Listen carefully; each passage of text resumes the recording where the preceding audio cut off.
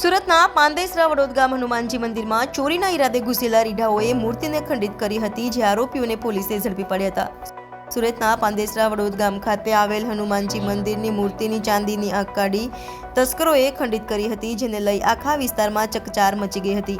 તો મંદિરે દર્શને આવતા ભક્તોએ મૂર્તિને ખંડિત હાલતમાં જોતા આક્રોશ જોવા મળ્યો હતો। બનાવની જાણ થતાં તાત્કાલિક પાંદેસરા પોલીસે મંદિરે પહોંચી જઈ તપાસ હાથ ધરી હતી અને ગણતરીના કલાકોમાં જ બે ચોરો કુણાલ અગ્નિહોત્રી તથા જિયાઉદ્દીન અંસારીને ઝડપી પાડી સળિયા પાછળ ધકેલી દીધા હતા।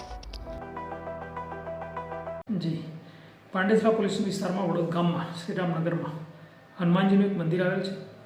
મંદિરમાં ચોરી થયેલ છે અને તોડવા માટે તે લોકોએ બહારથી પથ્થર મારેલ છે, જે મૂર્તિને પણ થોડીક અસર થયેલ છે, પરંતુ ખરેખર તે લોકો મંદિરમાં કોઈ પૈસા કે મિલકત હોવાના અંદાજ સાથે આવેલા, જેમાં બે આરોપી છે, મોહમ્મદ ઉર્ફે ગોલ્ડન અને કૃણાલ કિશન, તથા બંનેને ધરપકડ કરી લેવામાં આવેલી છે અને ગુનો રજીસ્ટર કરી કાયદેસરની કાર્યવાહી કરી આરોપીઓના રિમાન્ડ મેળવવામાં આવેલ છે।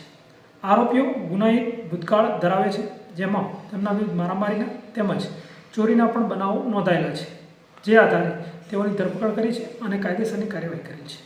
સર, કયા વિસ્તારની ઘટના હતી, કઈ રીતે અંજામ આપ્યો હતો આખો? જી, પાંડેસરા વિસ્તારમાં વડોદ ગામની શ્રીરામનગરની ઘટના હતી અને આ લોકોએ રાત્રિના વાગે મંદિરની નજીક આવી મંદિરનો દરવાજો તોડવા માટે પ્રયત્ન કરેલા પ્રાથમિક રીતે જણાયેલ છે।